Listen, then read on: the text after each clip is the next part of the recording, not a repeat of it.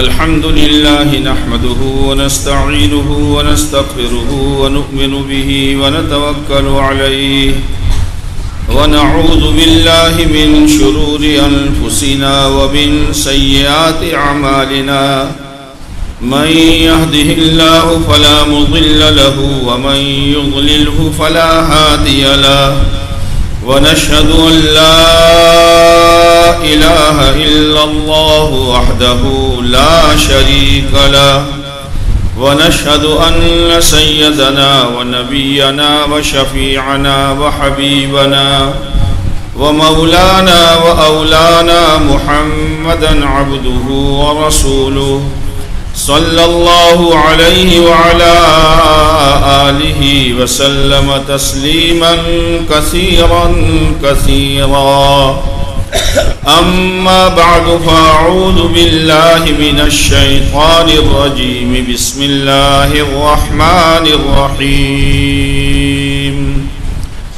إنا نحن نزلنا الذكر وإنا له لحافظون وقال النبي صلى الله عليه وسلم القرآن حجة لك وعليك أو كما قال عليه الصلاة والسلام۔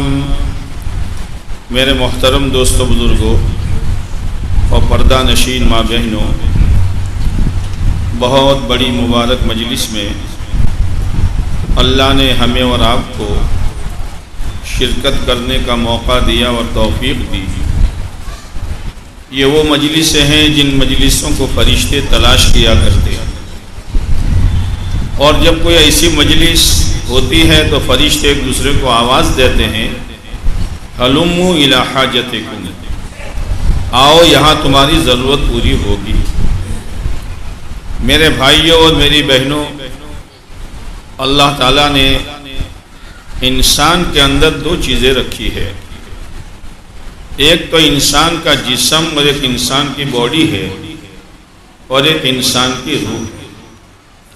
اصل روح ہے، روح کے بننے پر آخرت بنتی ہے اور روح کے بگڑنے پر آخرت اجڑتی ہے۔ لیکن چونکہ روح پوشیدہ ہے، اس کا بننا نظر نہیں آتا، اس کا بگڑنا نظر نہیں آتا، وہ تو اس وقت نظر آئے گا جب روح کے بنانے کا موقع ہاتھ سے نکل چکا ہوگا۔ بدن بنے یا بگڑے، موٹا ہو یا پتلا ہو، صحت مند ہو یا بیمار ہو، وہ نظر آ جاتا ہے۔ اس لیے انسان اپنے بدن کی بیماری کی فکر کرتا ہے اور اس کی صحت کی فکر کرتا ہے، اس کی غذا اور خوراک کی فکر کرتا ہے۔ وہ جانتا ہے کہ اگر اس کو خوراک نہ دی گئی تو بدن میں کمزوری آئے گی، اور کمزوری پھر ایک ایک عضو میں آئے گی، آنکھ کی بینائی میں بھی، کان کی سنوائی میں بھی، ہاتھ پیر کی حرکتوں میں بھی، ہر ایک میں کمزوری آئے گی۔ اس لیے انسان اپنی بدن کی غذا کی بہت فکر کرتا ہے، لیکن اللہ ہے، جس اللہ نے بدن دیا اسی اللہ نے روح دی۔ بدن چونکہ مٹی سے بنا ہے، اس لیے اس کی خوراک کا انتظام اللہ نے زمین سے کیا ہے۔ انسان کی بدن کی جتنی ضرورتیں ہیں یہ سب زمین ہی سے نکلتی ہیں، اور روح چونکہ آسمان سے آئی ہے، اس لیے اللہ نے اس کی غذا اور خوراک کا انتظام آسمان سے کیا ہے۔ اور جب انسان مر جاتا ہے تو بدن جہاں سے آیا تھا وہاں لوٹا دیا جاتا ہے۔ کل شیء یرجع الی اصلی، کہ زمین سے مٹی سے آیا تھا، مٹی میں دبا دیا، اور روح جہاں سے آئی تھی وہاں پہنچا دی جاتی۔ اس لیے میرے بھائیوں، جیسے ہم اپنے بدن اور باڈی اور جسم کی فکر کرتے ہیں، اس کو خوبصورت بنانے کی، اس کو مزین بنانے کی، اس کو قوی و طاقتور بنانے کی، اس کو صحت مند رکھنے کی، اس سے زیادہ میرے دوستوں اور میری بہنوں اپنی روح کی فکر کرنے کی ضرورت ہے۔ اللہ تعالیٰ نے یہ جو قرآن مجید، جو تمام علوم کا منبع ہے اور سرچشمہ ہے، اسی سے تمام علوم نکلے ہیں، یہ قرآن مجید روح کی غذا ہے۔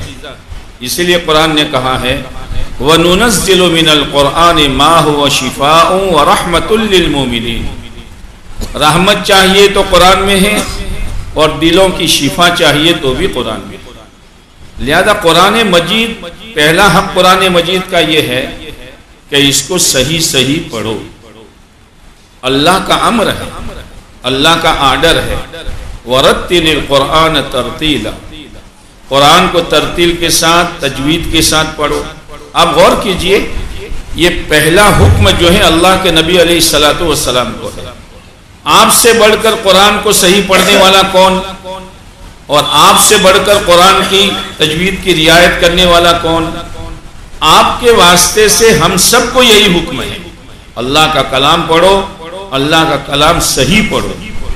اس لیے کہ جب اللہ کے کلام کو صحیح نہیں پڑھا جاتا تو رب قاری للقرآن والقرآن یلعنہ، کہ بہت سے قرآن پڑھنے والے ایسے ہیں کہ وہ قرآن پڑھتے ہیں اور قرآن ان پر لعنت کرتا ہے، حالانکہ قرآن تو رحمت دینے کے لیے آیا تھا۔ اس لیے قرآن کو صحیح پڑھو۔ اب قرآن کو صحیح پڑھنے کے لیے کوئی زیادہ مشکل کام نہیں ہے۔ دنیا کا ہر کام میں آدمی تھکتا ہے، بدن بھی تھکتا ہے، دماغ بھی تھکتا ہے۔ قرآن کو صحیح پڑھنے کے لیے ایک جگہ آپ امام صاحب کے پاس، کسی قاری صاحب کے پاس، کسی حافظ صاحب کے پاس بیٹھ جاؤ اور روزانہ 2 حرف صحیح کر لو۔ خالی آپ کو زبان کو ہی ہلانا ہے اور ہونٹوں کو حرکت دینا ہے، بغیر مشقت کے انشاءاللہ آپ کا قرآن صحیح ہو جائے گا۔ اور پھر قرآن پڑھنے کا مہینہ، قرآن کی تلاوت کا مہینہ یہ آ رہا ہے، رمضان المبارک۔ ابھی سے حوصلے بناؤ، مجھے اتنے قرآن ختم کرنے ہیں، اتنے قرآن ختم کرنے ہیں۔ میرے بھائیوں، رمضان جس کا صحیح گزرتا ہے اس کا پورا سال صحیح گزرتا ہے۔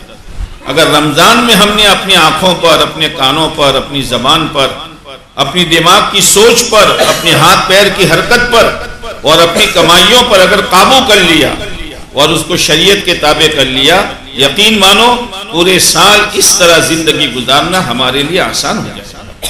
ہماری ماں بہنوں سے ہماری گزارش ہے کہ اللہ کے یہاں تمہارا بہت بڑا مقام ہے، تم اپنے آپ کو معمولی مت سمجھو۔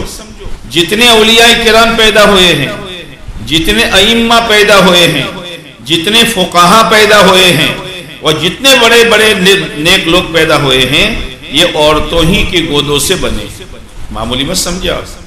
آپ سمجھتی ہیں ہم صرف کپڑا دھونے کے لیے، کھانا پکانے کے لیے، گھر کی صفائی کے لیے ہیں؟ ایسا نہیں ہے، یہ تو دنیا کی ساری عورتیں کر رہی ہیں۔ آپ کی زندگی میں دین ہونا چاہیے، آپ کی زندگی میں تقوی ہونا چاہیے، آپ کی زندگی میں خوف خدا ہونا چاہیے، ہاں تو اس کا اثر بچوں پر آئے گا۔ ماں کی نیکی کا اثر بچے پر زیادہ پڑتا ہے بمقابل باپ کے۔ آپ سوچئے کہ نوح علیہ السلام اللہ کے برگزیدہ پیغمبر ہے، انہوں نے اپنی بیوی کو سمجھایا، وہ ایمان نہیں لائی۔ جب وہ ایمان نہیں لائی کہ ان کا بیٹا کنعان بھی ایمان نہیں لایا، اخیر تک سمجھایا۔ ماں کی بے دینی کا اثر یہاں پڑا۔ اور ابراہیم علیہ السلام، حضرت ہاجرہ و حضرت اسماعیل دونوں کو بیابان جنگل میں چھوڑ کر اللہ کے دین کی تبلیغ کے لیے اور دعوت کے لیے چلے گئے۔ ماں نیک تھی، ماں نیک تھی، موقع نہیں ملا تربیت کا، موقع نہیں ملا تربیت کا، لیکن حضرت ہاجرہ نیک تھی، اللہ کے احکامات پر جمنے والی تھی۔ سوچئے ایک زنبیل میں کھجورے اور چھوٹے مشکیزے میں پانی کب تک چلنے والا تھا، کوئی شکایت نہیں۔ جب یہ سامنے بات آئی کہ اللہ کا حکم ہے، حضرت ہاجرہ کیا کہہ رہی ہے؟ اذن لا یضیعنا، ابراہیم جاؤ، اگر اللہ کا حکم ہے ہم کو یہاں چھوڑنے کا، ہمارا اللہ ہم کو ضائع اور برباد نہیں کرے گا۔ پانی ختم ہو گیا، کھجوریں ختم ہو گئی، واپس نہیں آئی، وہی جمی رہی۔ میری بہنوں، میرے بھائیوں، کچھ تکلیف اللہ کے حکم کے پورا کرنے پر آ جائے، اللہ آزماتے ہیں۔ ایمان والوں سے اللہ کو بڑی محبت ہے، لیکن کبھی ضرورت پڑتی ہے تنبیہ کی تو اللہ مختلف حالات لا کر ایمان والے کو چوکنا کرتے ہیں۔ جیسے بیٹے سے اور بیٹی سے اور بچوں سے ماں کو پیار ہوتا ہے، لیکن کبھی وہ تماچا بھی مار دیتی ہے، لیکن وہ تماچا مارتی ہے دشمنی میں نہیں، محبت میں۔ تاکہ یہ غلط عادت اس میں پیدا نہ ہو، یہ غلط چیز سے یہ بچے۔ ایسے اللہ کو اپنے بندوں کے ساتھ یعنی ایمان والوں کے ساتھ بڑا پیار ہے، بڑا رحم کرنے والا ہے، ایمان والوں پر بڑی مہربانی کرنے والا ہے۔ لیکن کبھی کبھی حالات آ جاتے ہیں، ان حالات میں ایمان والا بچل جاتا ہے اور ایمان والا اپنے قدم کو دین سے ہٹا دیتا ہے۔ اسی لیے شیطان کا پہلا وار یہ ہے، شیطان نے تو کہا ہے لَأَقْعُدَنَّ لَهُمْ صِرَاطَكَ الْمُسْتَقِيمِ کہ میں سیدھے راستے پر بیٹھوں گا۔ اب آپ حضرات تو کیا جانے لَأَقْعُدَنَّ کون سا صیغہ ہے اور کتنی تاکیدیں ہیں، اس کا نحو کتنا مضبوط ہوگا وہ مردود کا۔ لَأَقْعُدَنَّ لَهُمْ صِرَاطَكَ الْمُسْتَقِيمِ اللہ سے کہہ رہا ہے کہ سیدھے راستے پر بیٹھوں گا، پھر کیا کروں گا؟ ثُمَّ لَآتِيَنَّهُمْ مِنْ بَيْنِ أَيْدِيهِمْ پھر سامنے سے حملہ کروں گا، آگے سے۔ آگے سے حملہ کیا ہوگا؟ خنجر مارے گا۔ آگے سے حملہ کیا ہوگا؟ کیا آخرت آگے ہیں، جنت آگے ہیں، قبر آگے ہیں، سکرات آگے ہیں، سب کو بلوا دے گا۔ یہ شیطان کا وار ہے، یہ آگے کا حملہ ہے اس کا۔ آج جو ہم قبر کو، سکرات کو، موت کو، آخرت کو بھول کر چل رہے ہیں، یہ شیطان کا بہت بڑا حملہ ہے۔ وَمِنْ خَلْفِهِمْ پیچھے سے حملہ کرے گا، تو پیچھے کیا ہے کہ دنیا ہے، دنیا کو آگے لا دے گا اور آخرت کو پیچھے کر دے گا۔ آپ نے دیکھا ہوگا آپ کے بچے جب صبح مدرسے میں جاتے ہیں تو قاعدہ سپارہ آگے رکھتے ہیں اور جب اسکول جاتے ہیں تو دفتر پیچھے ڈالتے ہیں۔ وہ بھی آپ کو سمجھا رہے ہیں ابا آخرت آگے رکھو اور دنیا کو پیچھے رکھو۔ شیطان دنیا کو آگے کر دے گا، ہائی دنیا، ہائی دنیا، ہائی دنیا۔ اسی لیے آپ علیہ السلام نے فرمایا سیاتی علی الناس زمان ہممہم بطونہم ان قریب لوگوں پر ایسا زمانہ آئے گا ان کی فکریں پیٹ بن جائے گی، ہائی پیٹ، ہائی پیٹ، ہائی پیٹ۔ کیا کرے گا میرا بھائی جب پیٹ ہی مقصد بن گیا؟ کیا حلال کیا حرام، کیا جائز کیا ناجائز، اس کی پرواہ کیے بغیر انسان آگے بڑھتا ہی رہتا ہے۔ اس لیے آخرت کو سامنے رکھو، اور آخرت چونکہ نظر نہیں آتی اس لیے آخرت سنائی جائے گی اور دنیا دکھائی جائے گی۔ آخرت کو سنو، علماء کے بیانات سنو، فضائل اعمال کو سنو اور گھروں میں فضائل اعمال کی تعلیم کرو تاکہ اس کے ذریعے سے ہمارے ماں بہنوں کی زندگیوں میں اعمال کی عظمت آوے۔ آج اعمال کی عظمت نہیں ہے، نمازیں چھوٹ رہی ہے، ذکر چھوٹ رہا ہے، تلاوت چھوٹ رہا ہے، یہ ہمارا بہت بڑا نقصان ہے۔ ثم لآتینہم من بین ایدیہم ومن خلفہم وعن ایمانہم دائیں طرف سے حملہ کروں گا۔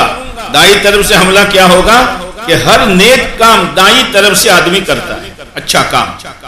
تو نیک کام کیا؟ نماز ہے، ذکر ہے، تلاوت ہے، صدقہ خیرات ہے، غریبوں کی ہمدردی ہے، آدمی کرے گا، لیکن شیطان اس میں ریاکاری ڈال دے گا۔ گیا ہو ریاکاری ڈال دے گا، دکھلاوا ڈال دے گا، اپنی تعریف کا جذبہ ڈال دے گا۔ یہ اس کا داہنی طرف کا حملہ ہے۔ اور بائیں طرف کا حملہ کیا ہے؟ ہر گندا کام اس سے کروائے گا۔ اس لیے میرے بھائیوں، میری بہنوں، اپنی روح کی فکر کرو، اپنی روح کی۔ ہاں بدن تو سڑ جائے گا اور مٹی ہو جائے گا، اصل انسان کی روح ہے۔ اور یہ قرآن مجید اور اس کے ذریعے سے جو علوم نکلے ہیں اور جو دین و شریعت ہیں، یہ ہماری روح کی غذا ہے۔ اپنے آپ کو دین کے تابع کرو، دین کو اپنے تابع نہ کرو۔ تو میں کہہ رہا تھا کہ عورتیں جو ہیں، عورتیں وہ اپنے آپ کو دیندار بناوے۔ ایک عورت اگر گھر میں دیندار ہے، مجال نہیں کہ اس کے بیٹے بیٹی بہو کی کوئی نماز چھوٹے۔ اگر وہ دیندار ہے اس کے گھر میں حرام لقمہ نہیں آ سکتا۔ اگر وہ دیندار ہے اس کے گھر میں بے شرمی کا لباس نہیں آ سکتا۔ اگر وہ دیندار ہے شادی میں خرافات اس کے گھر میں نہیں ہو سکتے ہیں۔ اگر وہ دیندار ہے موت میت پر رسومات نہیں ہو سکتے ہیں۔ اس لیے کہ گھروں پر قبضہ عورتوں کا ہے، اگرچہ گھروں کا کاغذ پر نام مردوں کے ہیں، لیکن قبضہ کس کا ہے؟ بولو نا۔ ہاں، اور چمچ اور ڈیگڑی بھی اس کے ہاتھ میں ہے، وہ جو پکائے گی کھانا پڑے گا، اس کو دیندار بناؤ۔ اس لیے میں ماں بہنوں سے خاص طور پر کہتا ہوں، میری بہنوں، قرآن میں اللہ نے تمہاری اتنی رعایت کی ہے کہ مریم علیہ السلام کے علاوہ کسی عورت کا نام نہیں لیا۔ حالانکہ عورتوں کا تذکرہ ہے، فرعون کی بیوی، لوط علیہ السلام کی بیوی، نوح علیہ السلام کی بیوی، لیکن نام صرف حضرت مریم کا لیا ہے۔ کیوں لیا؟ اس لیے کہ لوگ عیسیٰ علیہ السلام کو اللہ کا بیٹا کہتے تھے۔ قرآن نے کہا ذالک عیسیٰ ابن مریم، یہ اللہ کا بیٹا نہیں ہے، یہ مریم کا بیٹا ہے۔ اللہ نے تمہارے نام کا بھی پردہ کیا ہے۔ او میری بہنوں، اپنے آپ کو پردے میں رکھو۔ ارے تمہارا چہرہ تو اللہ کے نزدیک اتنا قیمتی ہے کہ مسجد کے امام صاحب، پڑھانے والے مولوی صاحب، کوئی اللہ کا ولی تمہارے چہرے کو نہیں دیکھ سکتا، اور تم اتنے آزاد ہو گئی ہو کہ تمہارے چہرے پر جو چاہے نظر ڈالے۔ صحیح نہیں ہے، صحیح نہیں ہے۔ اپنے چہرے کو چھپا کر جاؤ، پردے کے ساتھ رہو۔ آپ کو معلوم ہوگا کہ جب کسی عورت کا جنازہ ہو جاتا ہے اور جنازہ لے کے لوگ قبرستان پہنچتے ہیں، جب قبر میں اتارنے کا مسئلہ آتا ہے تو یہ نہیں کہا جاتا 4 مضبوط جوان آ جاؤ بہن کو قبر میں اتارو۔ اس کے محرم آئیں گے، اس کا بیٹا، اس کا ماموں، اس کا چچا، اس کا نانا، دادا، وہ آئیں گے، اور قبر میں اتارتے وقت اس عورت پر چادر ڈال دی جاتی ہے تاکہ اس کے کفن پر بھی کسی کی نظر نہ پڑے۔ میں آپ سے ایک بات کہتا ہوں، چاروں طرف سینکڑوں قبریں ہیں، قبرستان ہیں، اور یہ بہن کا اچانک انتقال ہو گیا ہے۔ اس کے چھوٹے چھوٹے بچے روتے روتے قبر کے کنارے تک آئے ہیں۔ اس کے شوہر کی تو دنیا ہی لٹ گئی ہے، اس کا بوڑھا باپ کھڑا کھڑا آنسو بہا رہا ہے۔ ایسا منظر ہے کہ پورے دل آنے والے لوگوں کے دلوں پر اثر ہے۔ اب میں آپ سے ایک بات پوچھتا ہوں کہ اگر اس وقت قبر میں اتارتے وقت عورت پر چادر نہ ڈالی جائے، اس کے کفن کو ہر دفنانے آنے والا آدمی دیکھے، تو میں آپ سے مسجد میں بیٹھ کر یہ پوچھ رہا ہوں، سینکڑوں قبریں ہیں، اچانک کی موت ہے، معصوم بچے رو رہے ہیں، اگر اس عورت کو چادر قبر پر ڈال کر اتارا نہ جائے اور ڈائریکٹ کفن کے ساتھ اتارا جائے، تو کیا اسے موقع پر کوئی کالے دل کا آدمی ہوگا جو اس بہن کے کفن کو دیکھ کر اپنی نیت بگاڑے؟ سوچو۔ ہاں، پردہ نہیں ہے۔ جب عورت زندہ ہے، اللہ نے روپ دیا ہے، زیور و لباس ہے، کیا اس وقت پردہ فرض نہیں ہو؟ پردہ فرض ہے، جیسے نماز فرض ہے، اللہ کا حکم ہے۔ اور اللہ نے پیارے نبی علیہ السلام سے کہا یا ایھا النبی قل لازواجک وبناتک ونساء المؤمنین یدنین علیہن من جلابیبہن، نبی جی کہہ دیجئے اپنی بیویوں سے، اپنی بیٹیوں سے اور تمام مسلمان عورتوں سے کہ پردے کے ساتھ رہے، بغیر پردے کے میری بہنوں گھر سے مت نکلو۔ دواخانے میں جاؤ، کپڑا لینے جاؤ، سبزی لینے جاؤ، جو بھی لینے جاؤ، شریعت کا حکم سامنے رکھ کر پردے کے ساتھ جاؤ۔ تو ہماری روح کی غذا میرے بھائیوں اور میری بہنوں دین ہے۔ دین کو زندگیوں میں لاؤ، لیکن دین کو سمجھنے کی ضرورت ہے۔ جیسے دین کا تعلق نماز، روزے، حج، زکات سے ہے، ایسے دین کا تعلق لین دین سے بھی ہے۔ اپنا کاروبار صحیح کرو، اپنا لین دین صحیح کرو۔ اگر حرام لقمہ آ گیا گھر میں، یاد رکھنا وہ حرام لقمہ پیٹ میں چلا گیا اور اولادوں کے پیٹ میں اور گھر والوں کے پیٹ میں چلا گیا، یاد رکھنا اندر میں دین پر چلنے کا جذبہ ختم ہو جائے گا، اللہ کا خوف نکل جائے گا، تقوی نکل جائے گا، جنت کا شوق نکل جائے گا۔ ایک لقمہ۔ لہذا اپنی روزی پر بہت غور کرو، بہت غور کرو۔ معمولی تکلیف پر لونے مت پاس کراؤ، سود میں ہاتھ مت ڈالو، اس لیے کہ سود کی روٹی میں اور سور کی بوٹی میں کوئی فرق نہیں۔ بچاؤ اپنے آپ کو، چٹنی روٹی کھا لو، جھونپڑے میں رہ لو، پھٹا پرانا پہن لو، لیکن اس پلیدی میں ہاتھ نہ ڈالو۔ اپنے آپ کو جماؤ۔ حلال کمائی کرنا بہت بڑی عبادت ہے۔ حلال کمائی کھاؤ، حلال کمائی سے دلوں میں نور آئے گا، جو طاقت پیدا ہوگی وہ ہمیں آخرت کے اعمال کی طرف دوڑائے گی۔ ایک تو حلال کمائی کی فکر کرو، اور ایک رسومات سے اپنے آپ کو بچاؤ۔ جہاں رسم آئی وہاں سنت گئی، جہاں سنت گئی رحمت گئی، برکت گئی، اللہ کی مدد گئی۔ اسے رسومات سے اپنے آپ کو بچاؤ۔ شادیوں کو سادہ کرو، زندگی سادہ گزارو، زیادہ فیشنیبل کپڑے نہ پہنو. ہاں ہمارے سر کے بالوں سے لے کر پیر کے ناخن تک دین ہی دین ہونا چاہیے. مال کو صحیح جگہ پر خرچ کرو. بہت خوشی ہوئی ماشاءاللہ, بہت دل کھول کر آپ نے انعام دیا. یہ چیز ہے اگے گی جو آخرت میں, لگانے کی جگہ یہ ہے. بہت مبارکباد ہیں محلے والے بھی, اور بہت مبارکباد ہیں اہل کمیٹی بھی, اور بہت مبارکباد ہیں پڑھانے والے اساتذہ بھی, اور بہت مبارکباد ہے یہ حفاظ کرام اور ان کے والدین. بہت مبارکباد. آج پتہ نہیں چلے گا, قیامت کے دن پتہ چلے گا کہ میرا مال کہاں لگا, اور زیادہ لگاتا تو اچھا تھا. لگاؤ کھانے پینے میں, کپڑے میں, شادی بیاہ میں شریعت کی حد میں رہ کر منع نہیں, لیکن آخرت کو سامنے رکھو. اور رمضان آ رہا ہے, رمضان کی صحیح معنوں میں قدر کرو. میرے بھائیوں, آج ہم زمین پر ہیں, کل زمین کے نیچے ہوں. آج ہم خود چلتے ہیں, کل ہمارا جنازہ چلے گا. آج ہم خود کپڑے بدلتے ہیں, کل ہمیں کفن پہنایا جائے گا.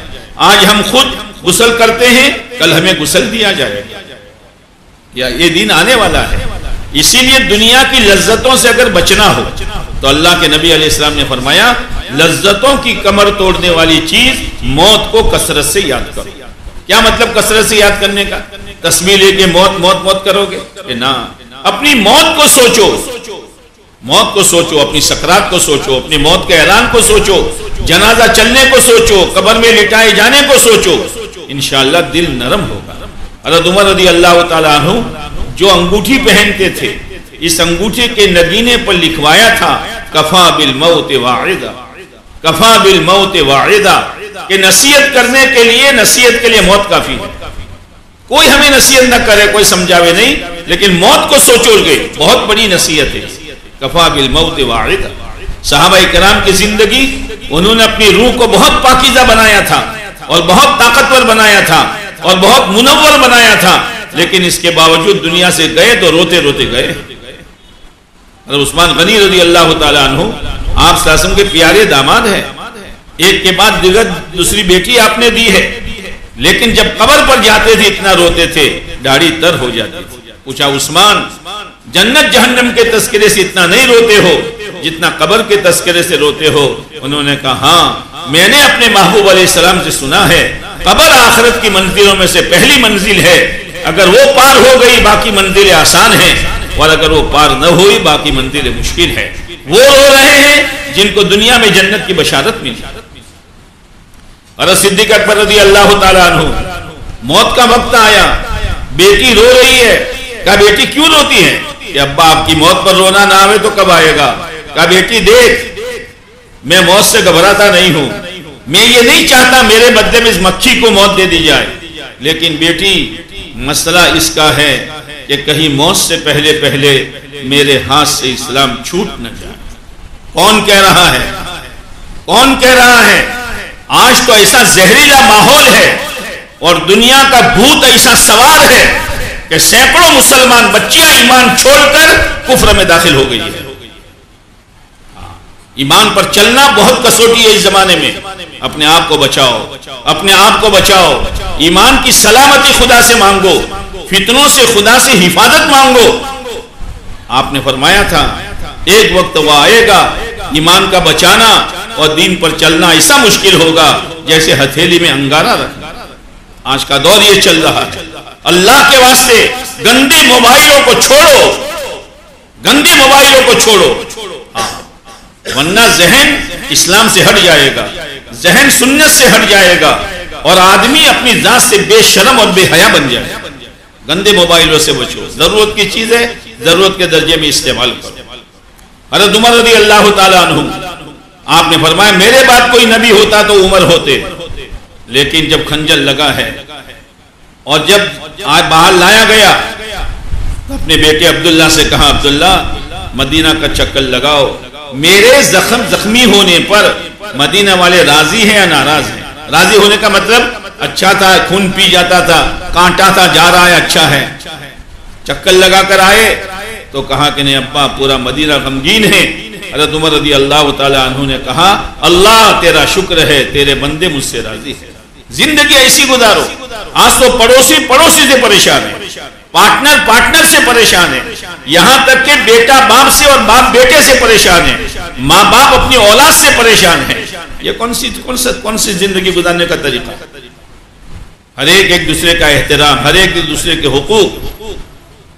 پھر کہا بیٹا میرا سر زمین پر ڈال دے، کہا ابا یہ نہیں ہوگا، ڈال دے بیٹا، ڈال دیا، اور رخسار کو زمین سے رگڑ رہے ہیں اور کیا کہہ رہے ہیں؟ وَيْلٌ لَكَ يَا عُمَرْ إِن لَّمْ يَغْفِرْ لَكَ رَبُّكَ، عمر تیری ہلاکتی میں کیا شک ہے اگر تیرے رب نے تجھے معاف نہ کیا، اگر تیرے رب نے تجھے معاف نہ کیا۔ او میرے بھائیوں میری بہنوں، 24 گھنٹے میں 5 منٹ تو ایسی نکالو کہ سر جھکا کر اپنی آخرت کو سوچو، اور یہ سوچو آج کا دن میں نے اپنے رب کو راضی کیا ہے یا ناراض کیا ہے؟ آج کا دن میرے کرتوت وہ ہیں جس سے میری قبر جہنم کی بٹی بنے، یا میرے اعمال وہ ہیں جس سے میری قبر جنت کا باغ بنے؟ 5 منٹ تو نکالو، 5 منٹ۔ یہ سے صحابہ جو روتے تھے۔ میرے بھائیوں اس لیے قرآن والی زندگی گزارو، اصل قرآن والی زندگی ہے۔ فضیلت اپنی جگہ پر ہے، قرآن کی تلاوت کی، بعض صورتوں کی فضیلت کی، اور حافظ ہونے کی، حافظ بنانے کی فضیلتیں اپنی جگہ پر ہے، لیکن اصل اللہ کی یہاں پرکھی جائے گی قرآن والی زندگی۔ اس لیے قرآن والی زندگی لاؤ اور قرآن پر چلنے کی طاقت پیدا ہو۔ جیسے پہلے زمین کو ہموار کیا جاتا ہے، اس قابل بنایا جاتا ہے کہ بھجوارے کو قبول کرے، ایسی ہمارا دل قرآن کے احکامات کو قبول کرے۔ اس کے لیے اللہ نے ایک محنت دی ہے، دعوت و تبلیغ کی۔ کائی کی؟ بولو نا، سنا نہیں ہے کبھی؟ یہ تو آخر میں ایج لائیں گے، ایج ہے۔ ہاں، دعوت و تبلیغ کی محنت کرو، اور پورے مجمع سے میں یہ کہتا ہوں کم سے کم یہ نیت کر لو کہ رمضان میں ایک مرتبہ تو 3 دن لگانے ہی لگانے۔ ہاں، اپنی مسجد کے گشت میں، تعلیم، جتنا ہو سکے اتنا کم سے کم اس محنت سے محبت کرو۔ انشاءاللہ ایک طرف مدرسے کی محنت ہوگی، ایک طرف دعوت و تبلیغ کی محنت ہوگی، گھروں میں فضائل اعمال کی تعلیم ہوگی، چاروں طرف سے دین کا سبزہ اگے گا۔ بہت بڑی خیر ہے آپ کے شہر میں، بہت بڑی خیر ہے۔ کتنے حافظ ہیں پورے شہر کے اعتبار سے، کتنے علماء ہیں، اور کتنے خیر کے کام ہو رہے ہیں۔ بس تھوڑی توجہ کی ضرورت ہے۔ اگر تھوڑی توجہ ہو جائے گی مردوں میں، عورتوں میں، جوانوں میں، بوڑھوں میں، مالداروں میں، غریبوں میں، اللہ کی ذات سے امید ہے اللہ آپ کے اس شہر کو پورے صوبے کے لیے دینی اعتبار سے نمونہ بنائے گا انشاءاللہ۔ کرتے ہو نیت کرتے ہو؟ انشاءاللہ میں کرنٹ نہیں ہے، زور سے بولو۔ اللہ تعالیٰ عمل کی توفیق نصیب فرمائے۔ درود شریف پڑھ۔